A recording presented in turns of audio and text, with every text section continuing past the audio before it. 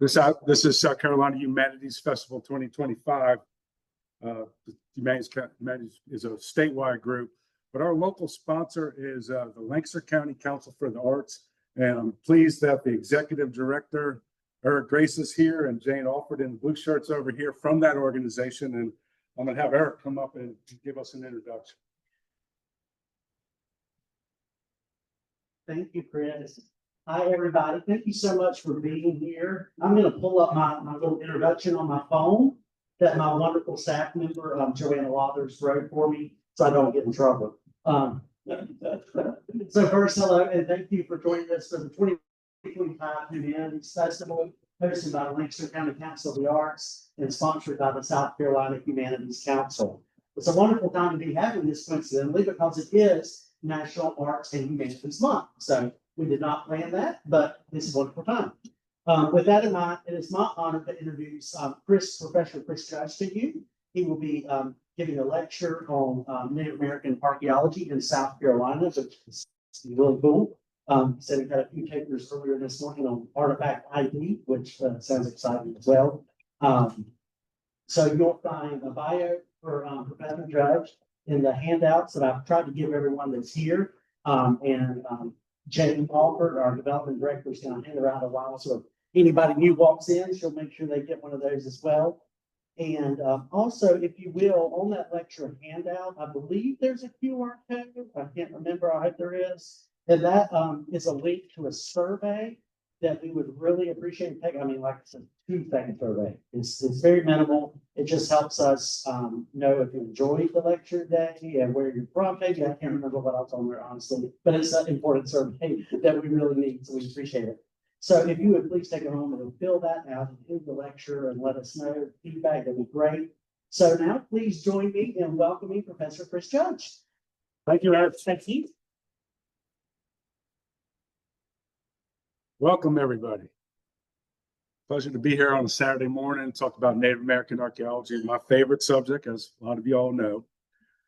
Today is International Archaeology Day. This event and events around the world are celebrating archaeology, which I think is super exciting.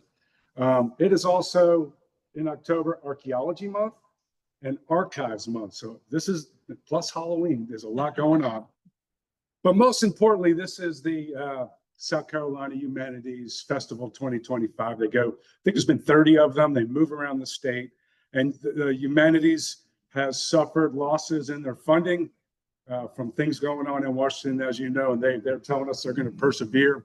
I've had many grants from them. They funded a teacher workshop I did, 2-week workshop for high school teachers back in the 90s, early 90s. We had an exhibit here. Some of you will remember Share a Little the Human Touch, the Prehistory of South Carolina. They funded the organizational workshop for that, and they funded that 3-year exhibit. And so they do really important work. I've recently gone back on their speakers bureau. They offer speakers to come around the state. They pay for them to come and do that.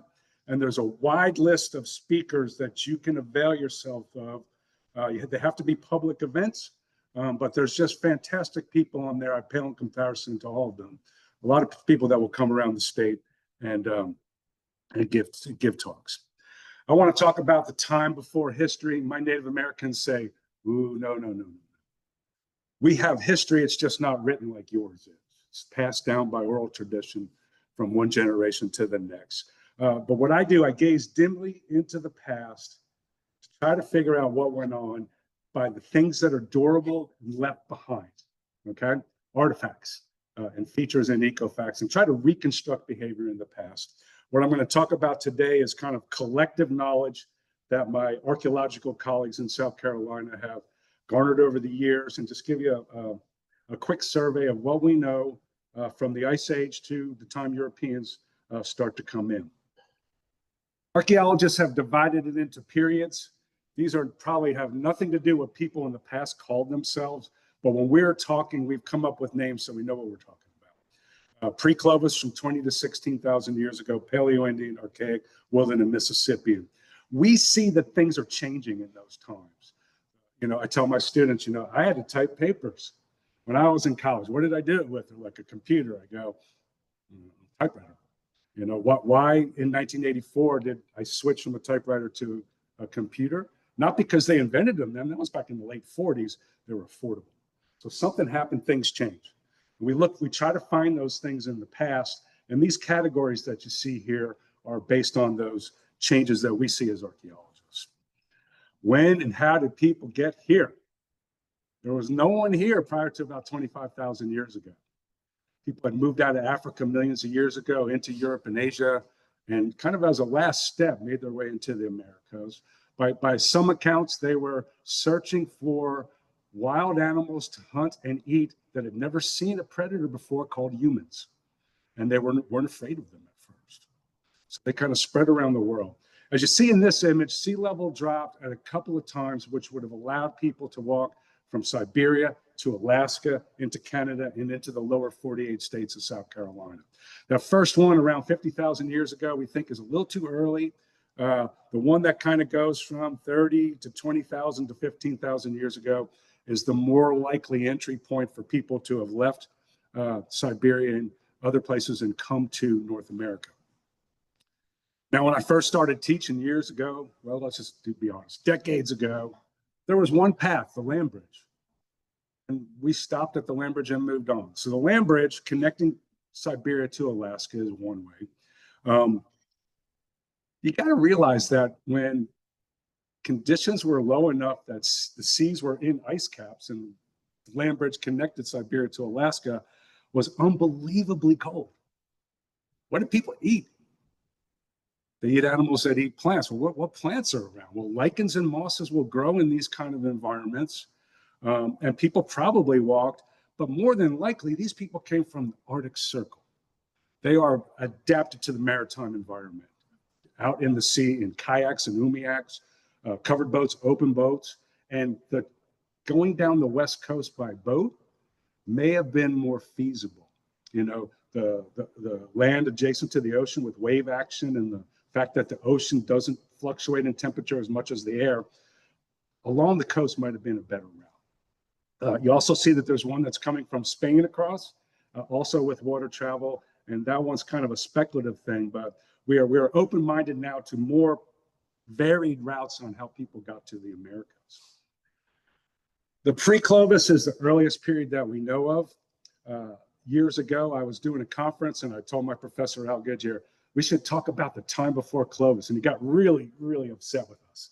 And he is now the biggest proponent of that because he started dating lower than what we perceived as the oldest culture.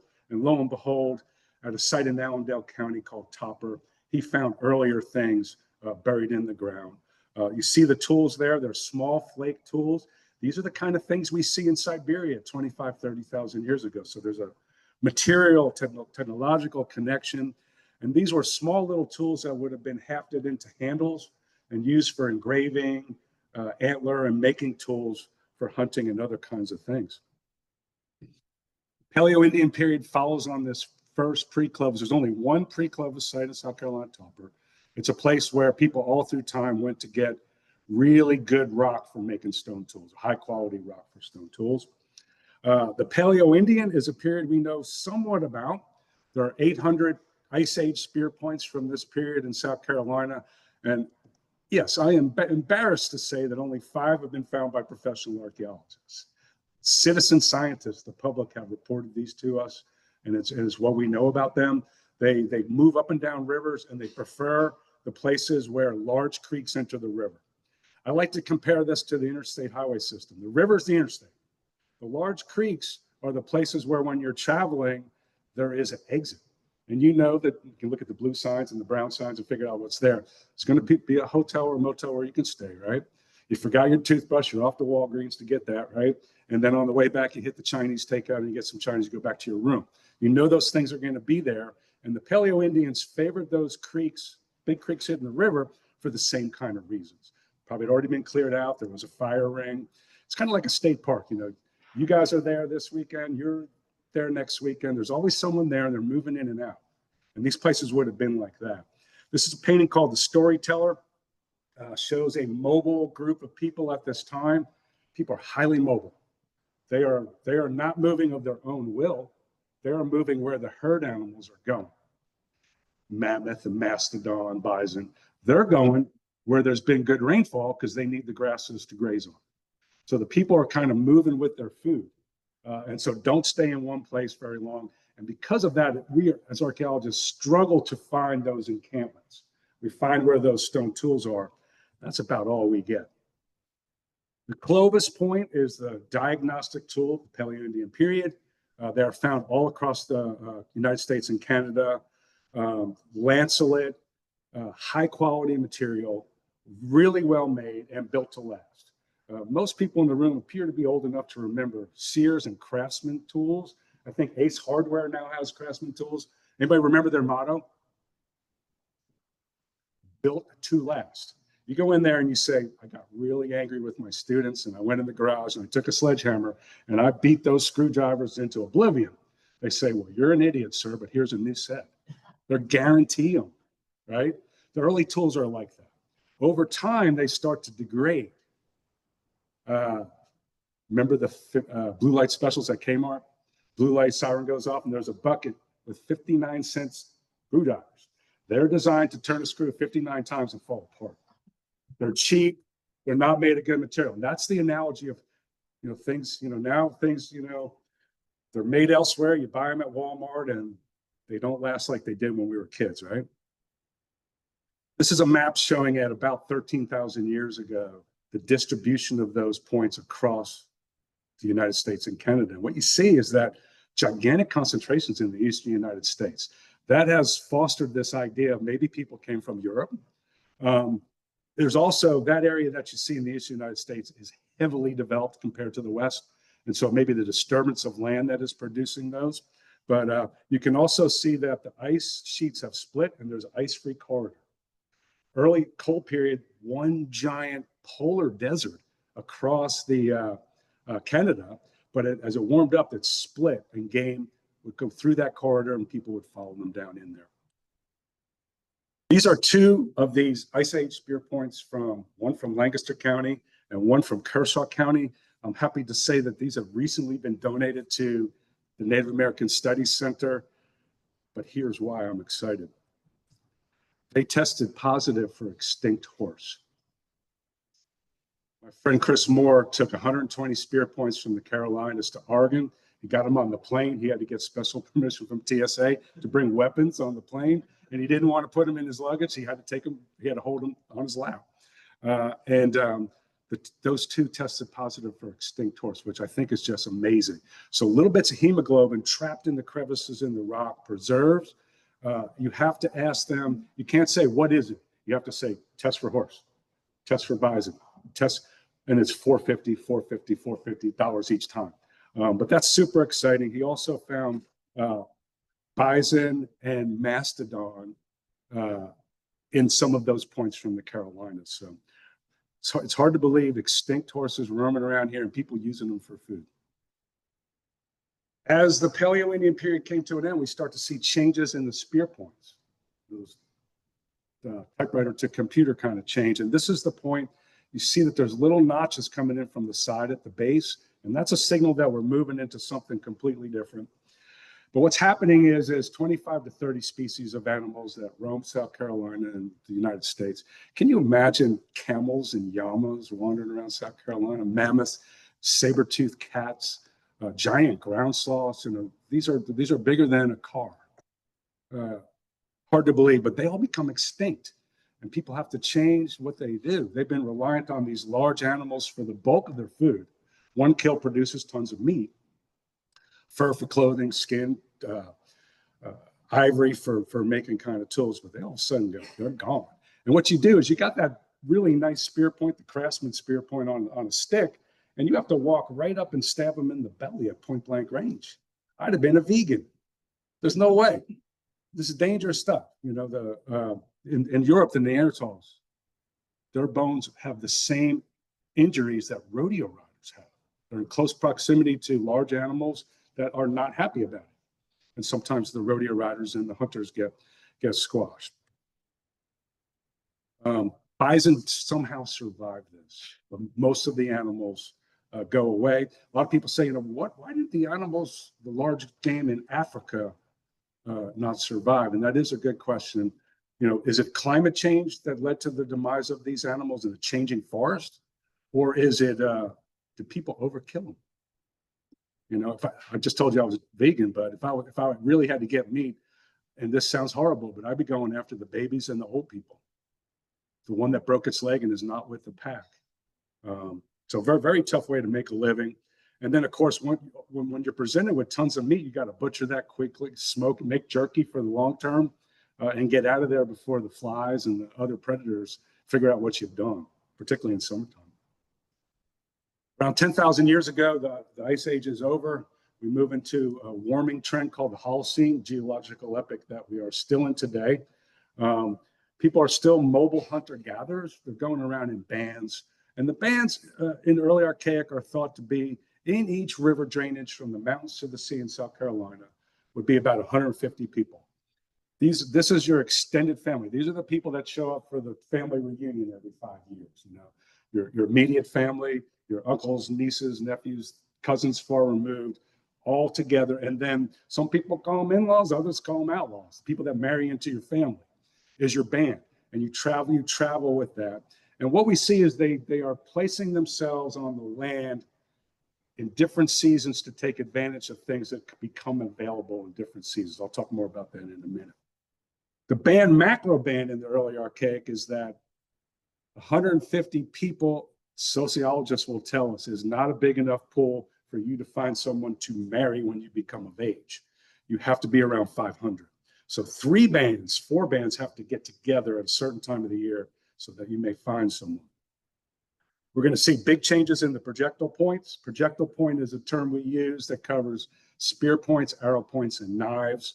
They're going to be notched on the bottom. We're going to start to see some axes for working wood and chopping wood.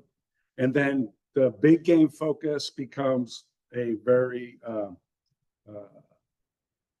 diffuse model. We're looking at a lot of different foods: deer, bear, turkey, fish, birds, nuts, and seeds, because we're not getting as much caloric value per kill as we did with the very large animals.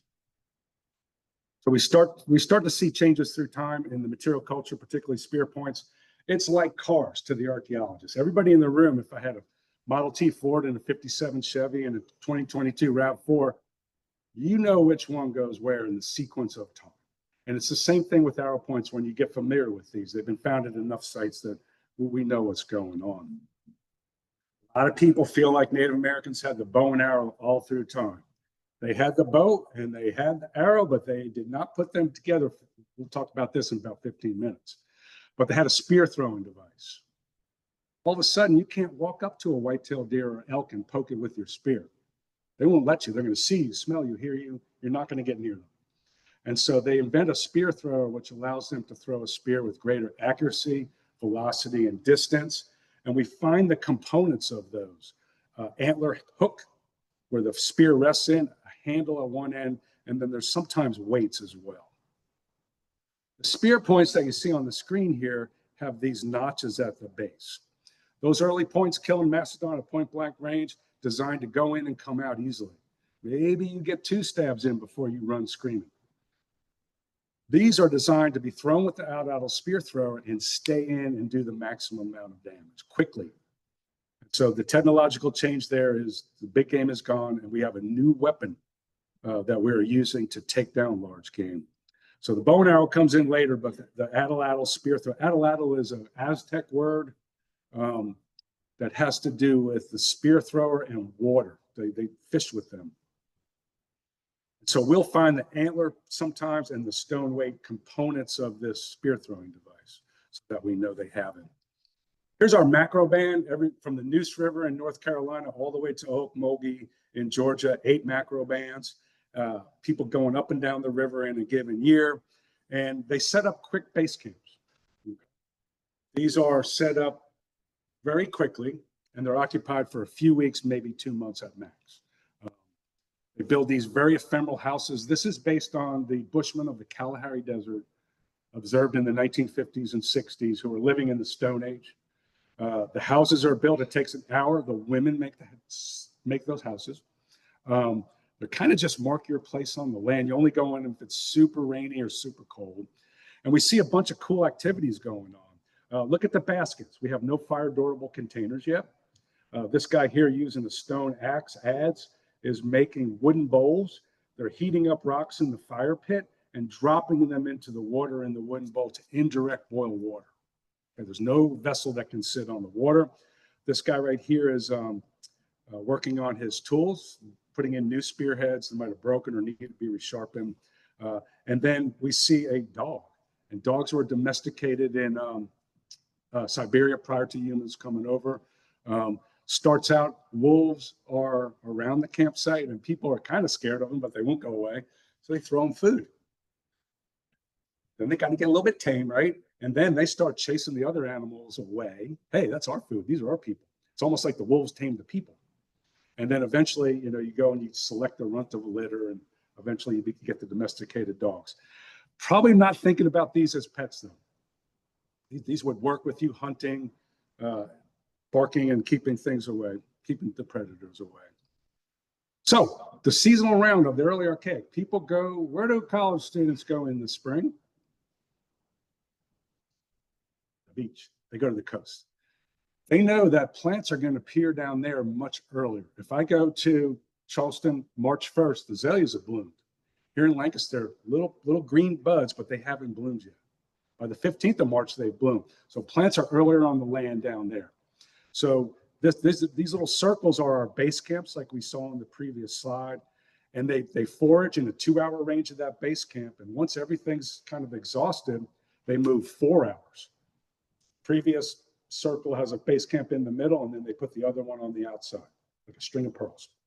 And then they make their way back up in summer to the fall line around Columbia, Camden, and then into the upstate, into the Piedmont in fall and early winter. The deer are aggregating there. Deer and bear have gorged on the mast crop, acorns, hickories, and all those kind of nuts. Persimmons are at their optimum weight. Deer are in antler.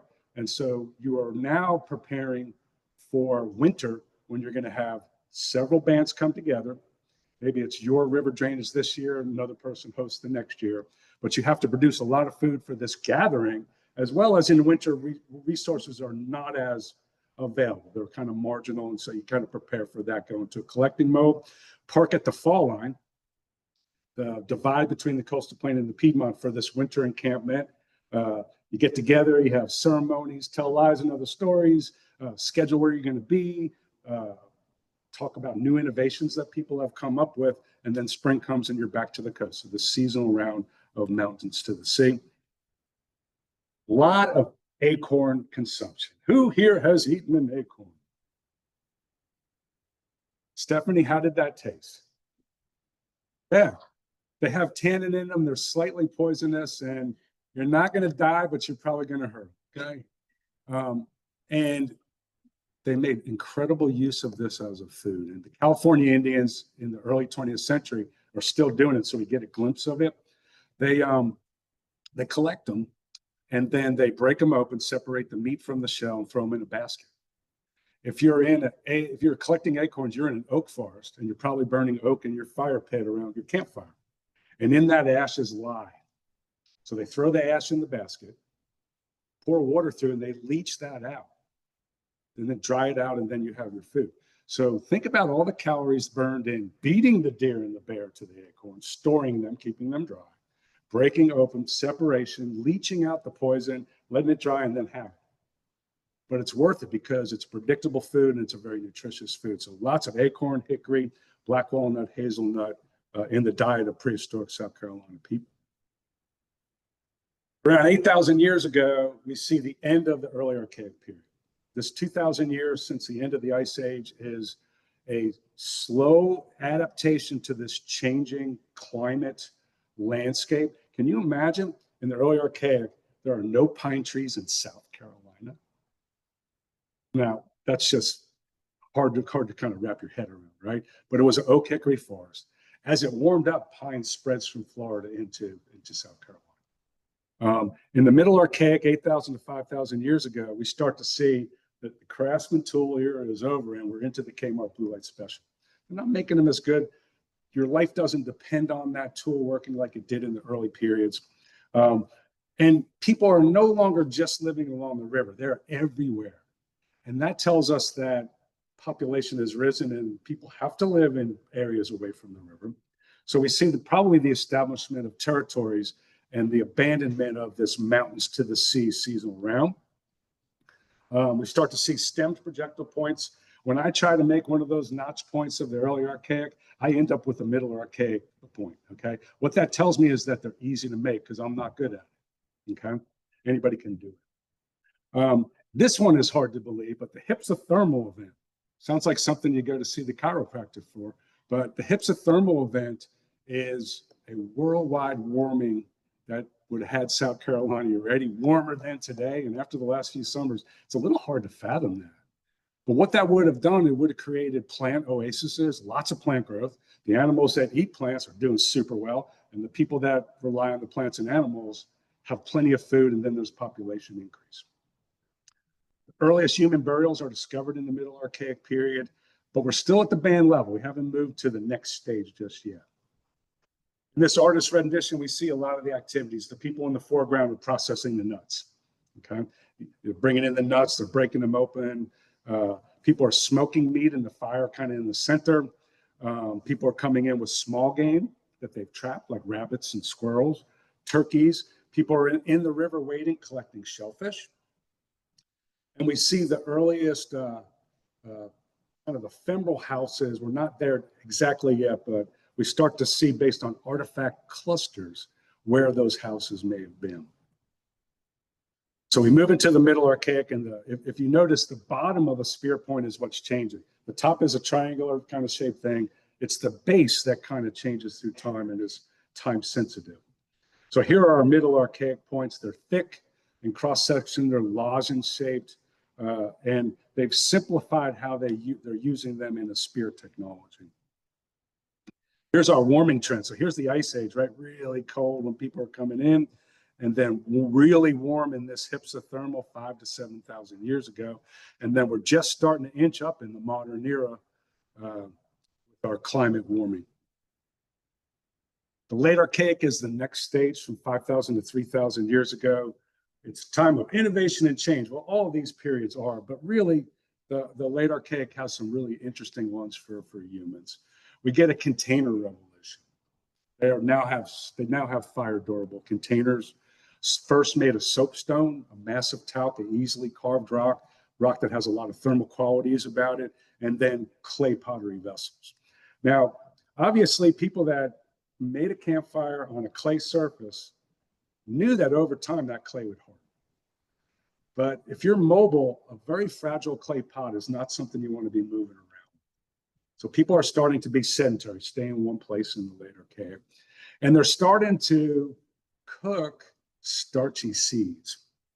The example I like to use is when my kids were little, I drive from Lancaster to Columbia where I live. They had a knack. I started to think they might be looking out the window and pulling my leg. They would call me on the phone as I drove in the driveway. Hey, can you go to the grocery store on your way home? I am home. And so if they said get smart food, you know what smart food is? Cheesy popcorn. I get 2 of them because I'm eating one on the way home. I'm hungry. I thought I was almost home. If they say get a bag of brown rice, do I need 2? It takes 45 minutes to cook rice. And that's what we're seeing in the container revolution. They're starting to simmer seeds that require water and long-term simmering. We're moving to the next level of social complexity, the tribal level of society. We've moved away from the band. The band's everybody's equal. You revere the elders who have lots of knowledge, but there's really no one has better access to resources. There's nobody really telling you what to do, right? But we move into a tribal level where people are probably part-time leaders. They organize work parties to do something. They're the leader, but they don't tell you what to do when you go home. It's just we got somebody in charge of this activity. When we see the shell rings, we'll talk about that in a minute along the coast. We start to see the first houses, more extensive burials, and the accumulation of shell middens. Midden is a Dutch word. It literally means the garbage you throw out of your kitchen every day. And what we see is that when people stay in one place, the garbage builds up. When they're highly mobile, it's on the surface. They throw it in the fire and burn it, throw it in the river. When you stay in one place, it's going to accumulate. And that's really good evidence for the archaeologists looking into that dimly lit past, trying to make sense. We see very large projectile points, really big ones, that we don't think are spears. Don't think they're arrows either. In the shell deposits, shell is calcium carbonate. It changes the pH of the soil. It neutralizes the alkaline soil that quickly erodes organic things like fish scales, bone, antler, things like that. And we see antler and bone spear points in those deposits. So it may be that they've had those all along, but these large, we think are knives. I'll show you a picture of how we think those are in a minute. We also get something called features. If you go visit an archaeological site and the archaeologists are excited, it's probably not an artifact. It's probably a feature. Features are non-portable parts of archaeological sites. In this case, these are pits. These were pits dug to get the clay to make pottery. And then somebody came out with their household garbage and they said, fill the hole in. And so you see that we have, these are kind of circular oval shaped pits. They've been cut in half by the excavation. And we can see that there's different levels of deposition in there. The white that you see is freshwater mussel shell. This is from the Stallings Island site in the middle of the Savannah River, an island near Augusta. So we start to see features. That's telling us people are staying in one place and having to do that. Along our coast are 15 shell ring complexes that were built on the high ground, but with sea level rise since 5,000 years ago. They're kind of stranded out in the marsh like these two, but these sites would have been here on the mainland when they were built, and when we see them today, that environment is not the same. The largest one in the southeast is on the north end of Edisto Island at a place called Botany Bay Plantation. There's 3 rings there. There's this ring 1, 2, and 3. I'll get some better pictures. This one right here is the size of a football field to give you scale. It's 25 to 30 feet wide at the base, 6 to 8 feet high, and it's made up of shell garbage. Somebody had to organize this engineering. A part-time engineer was saying, all right, this is what we're going to do. Some people have said it's a circle or a ring of houses, and my shell pile grows over to Mitch's, and Mitch goes over to Mary, and so on and so forth. And at some point, we manipulate it. And it's kind of a maybe idea. Some said these are signs of conspicuous consumption. Let's show off. Let's have ours be bigger than the one in the river drainage to the south or north of us. But these take hundreds of years to build without a shovel, without a wheelbarrow, without a draft animal. And so it's pretty amazing. The Fig 1 is 800 feet long, 600 feet wide, and the highest point is 40 feet above ground surface. That's a lot of movement of shell and garbage. If an archaeologist can't explain something, it's either ceremonial or we say it must mean something. And then we move on. One of the cool things that is preserved in the archaeological record in the shell context are shell pins. We're not sure what these are for. We don't know if they're for punctating pottery. We don't know if they're, I think it's called a bodkin. You see sometimes women will stick a stick in their hair. It looks like a knitting needle and wrap their hair around it. I was here with Faye Griner one day, and she was making baskets, and she had a little tiny screwdriver that she used to prop up the fiber so she could stick the thing through. You got to wonder if they're those. Could they be tattoo needles? We don't know, but they're very common, and they decorate them with these beautiful geometric designs on them. They're made from turkey long bones. Now, South Carolina is often last on lists, fortunately, but we have the oldest clay pottery by Native Americans in the United States, right here in South Carolina. We call it Stallings Island. It's from that island where the features were that I showed you a minute ago. They take clay and they take water and they mix it with plant fibers. Dan Simpkins at the Smithsonian about 30 years ago with his microscope figured out what that plant fiber was: Spanish moss. And so in this bottom right picture, what you see is you can see all the squiggly lines where the Spanish moss did not survive the firing process. 1400 degrees Fahrenheit. I see a couple tile potters in the back. They'll tell you those fires are hot. The Spanish moss didn't stand a chance.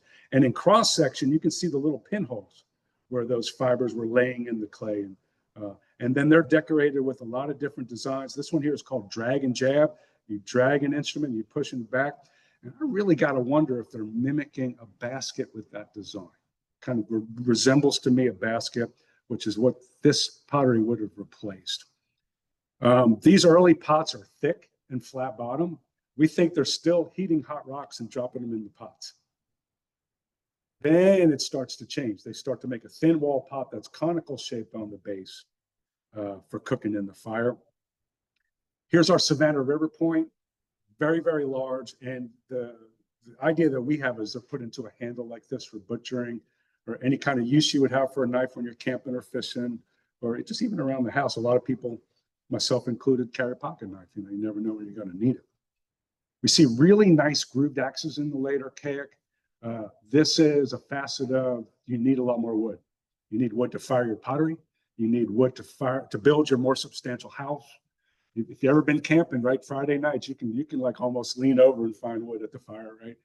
Saturday, you're walking a little further. By Sunday, you're going really far to find the wood that's fallen and shed to use. So they're starting to make substantial houses, burn pottery, and they're probably having to chop down live trees, whereas before they would have been able to survive on what falls.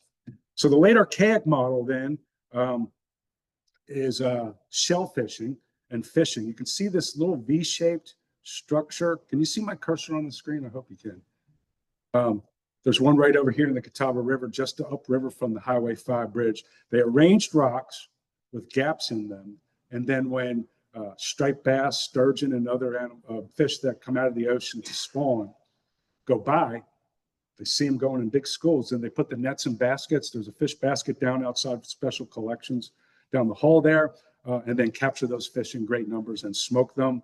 In experiments, smoked fish can be buried in a pit in the ground and edible 7 months later.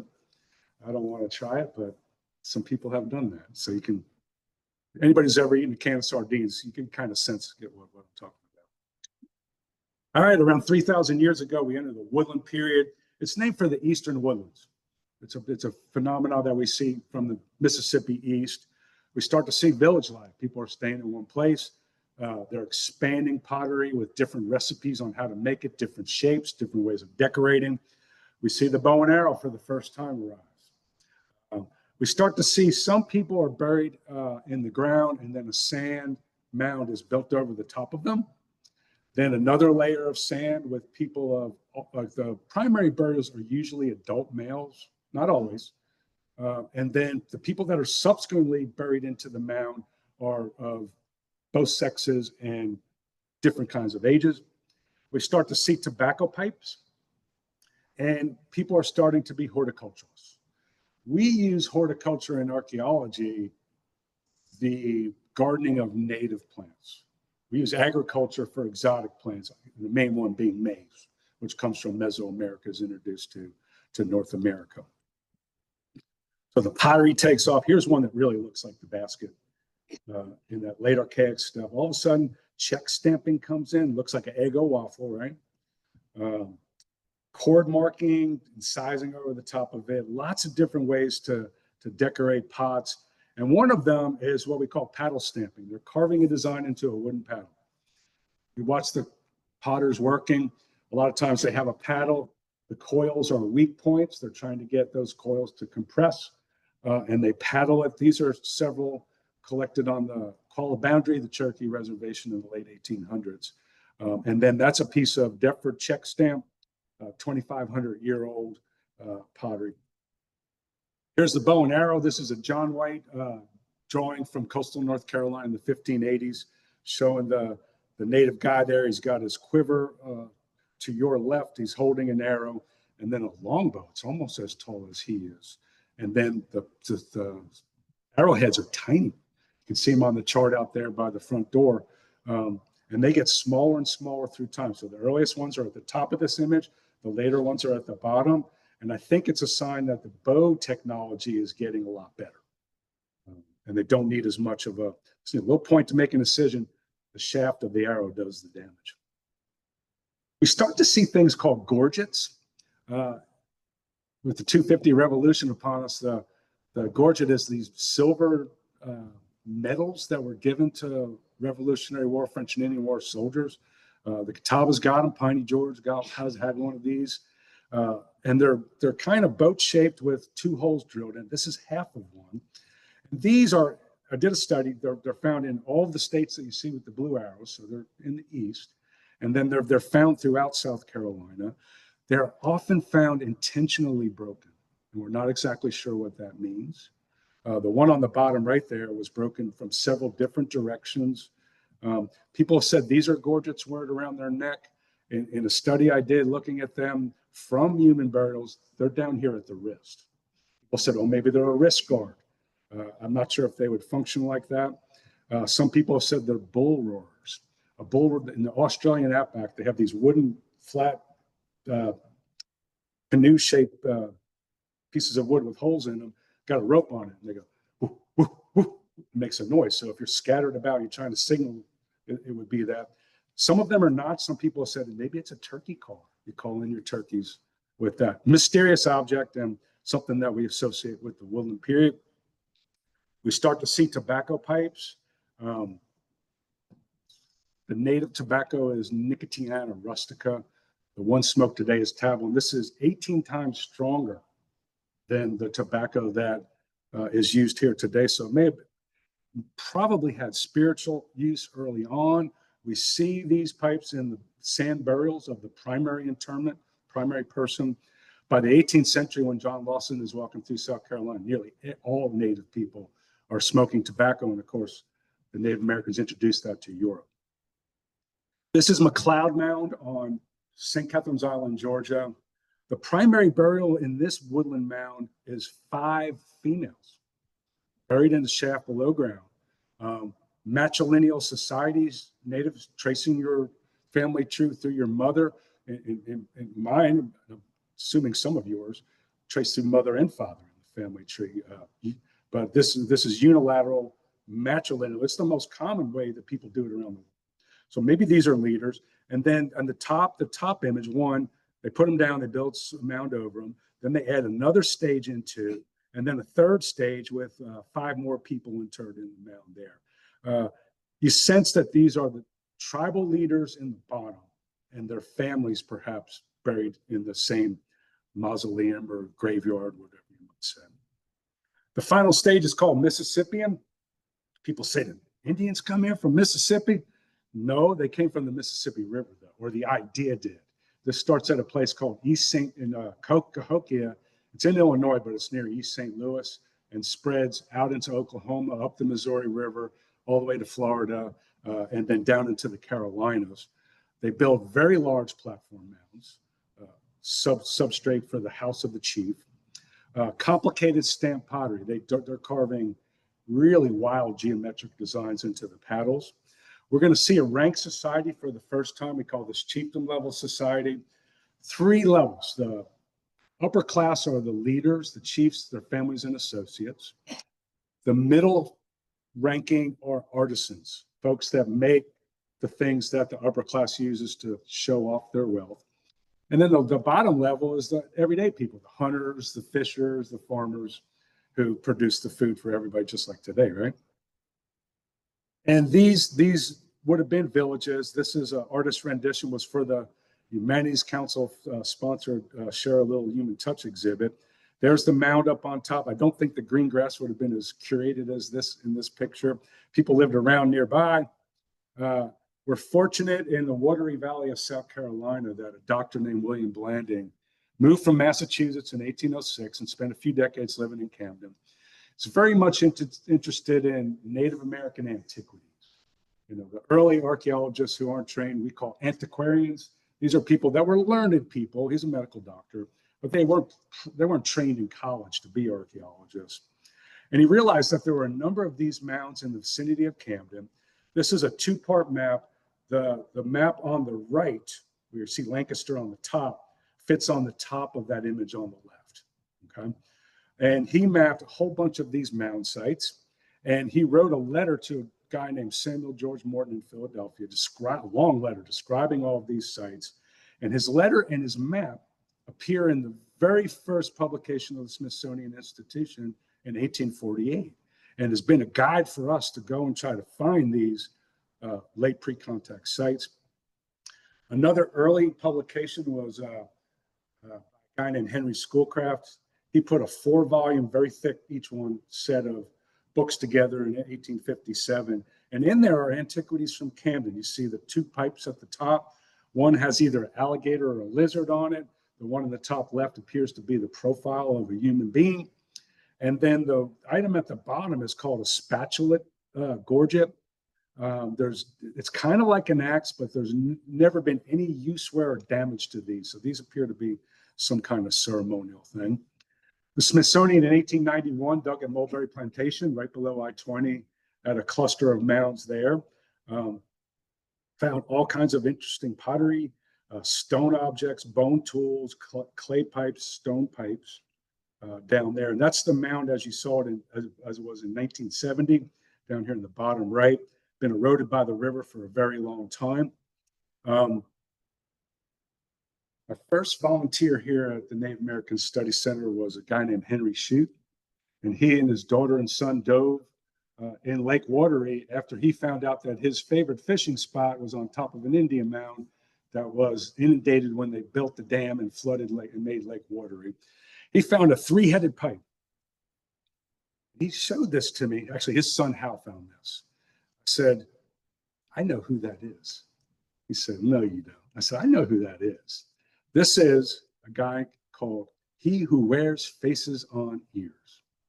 A Siouan deity. These are from stories told in the 1800s on the plains. And this guy, his name first, and don't ask me how he got it. He who got hit with deer lungs is his name. He's the youngest of 10 brothers. In a race with his 9 brothers, he wins. The chief says, you can marry my daughter. He says, no, let my older brother do that. I've got a job. Their father had been beheaded, taken to the underworld. He goes down, brings his father back. His father comes back to life. He who got hit with deer lungs is now he who wears faces on ears, because he has these faces on his ears. And if you look in that face and they look at you, you die. So that also known as red horn. He's also sometimes associated with the morning star Venus. This is a piece of catlinite. I'm showing you drawings because these are objects that may have come from burials. This was also found by a diver in the Wateree River. And look at that image on the left. A headless person, also without arms. And the lines go around the side and become a human from the neck down, but a bird of prey beak on the top. The nearest source of catlinite is in Ohio and Minnesota. So this is a trade item of some kind. But you recall this culture came from the Mississippi Valley into the eastern United States. In 1918, a New Yorker named William DeForest Haynes dug in the mound that Henry found the pipe on by diving before. And this is a little clay feature.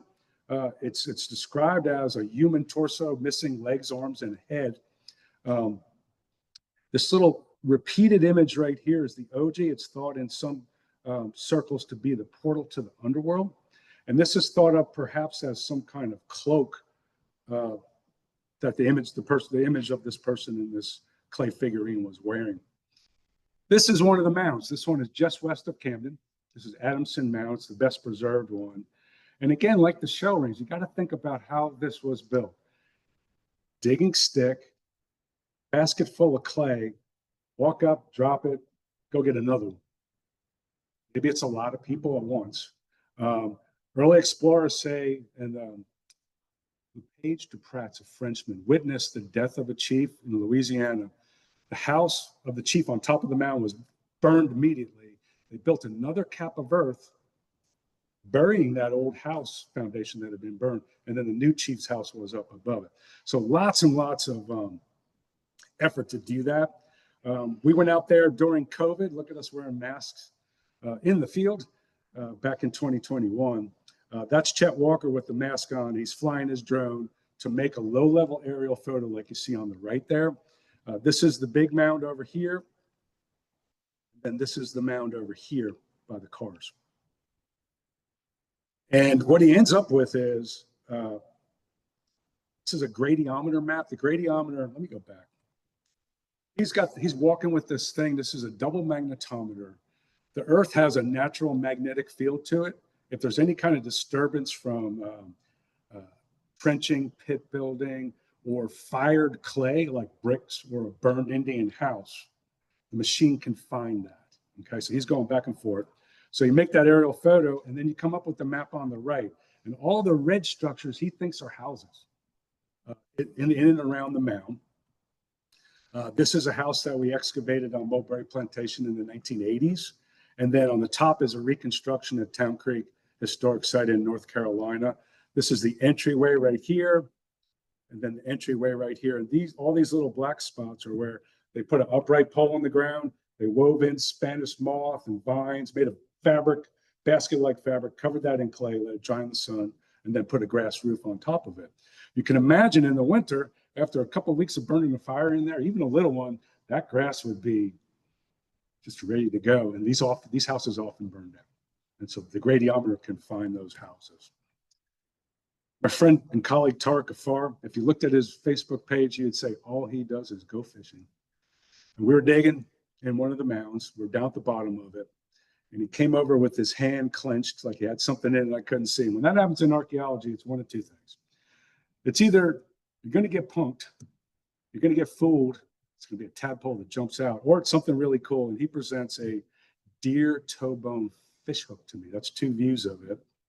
It started to crack and it's been dipped in microcrystalline wax to preserve it. But that's just one of the cool artifacts. This is the gradiometer map. Again, this is from a different site. And you see that there's this really cool 18 meter by 12 meter structure. The Spanish came into the Watery Valley and visited some of these sites. And I thought, there's the Spanish compound. I'm going to dig that and I'm going to find evidence of the Spanish. And we put two trenches into it, one across each side. And it turns out it's a mound. It's one of the little mounds that William Blanding mapped there, 10 mounds.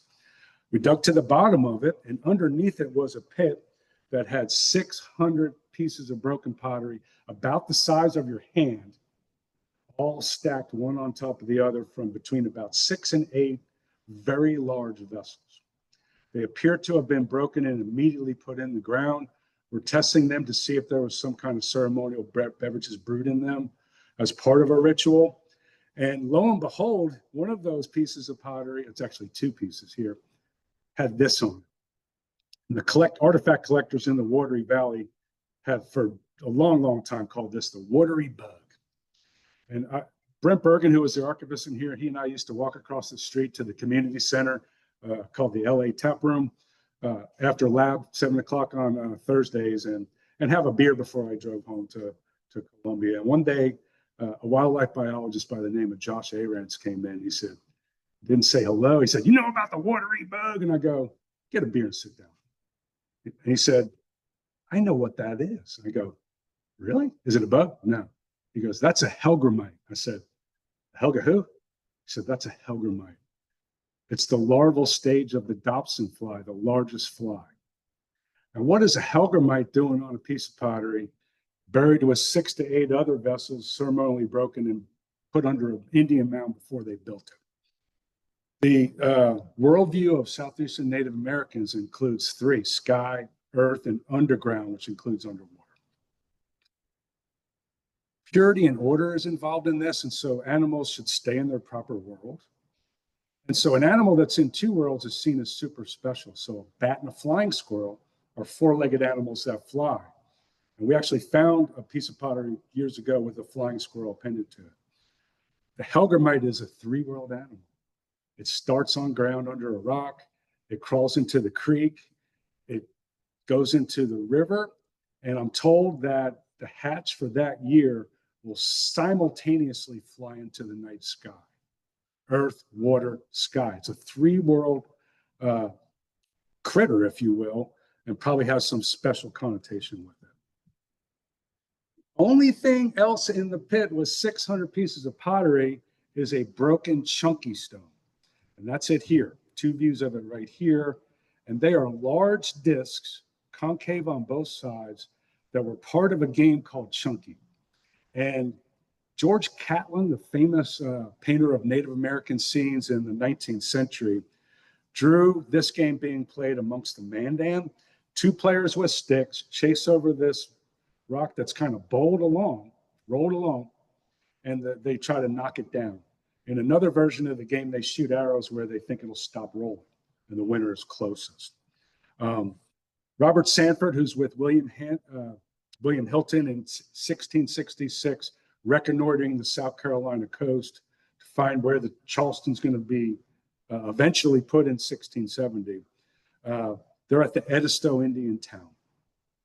And he describes that the exercise and recreation of men who by couples run after a marble bowl, trolled out alternately by themselves with 6-foot staves in their hands, which they tossed after the bowl in their race. And according to the laying of their staves, win or lose the beads they contend for.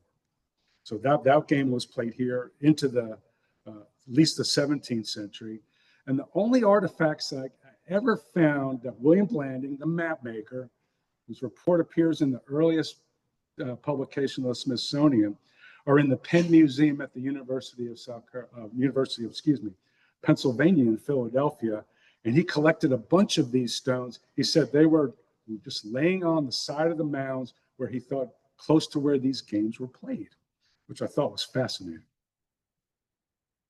Now, putting this all together, decades of archaeology at these Mississippian towns in the Carolinas and Georgia, I got a rare opportunity to work with an artist to try to put together what this might look like. And Dale Watson and I did a project for the Liberty Trail. It's a driving tour of the Revolution.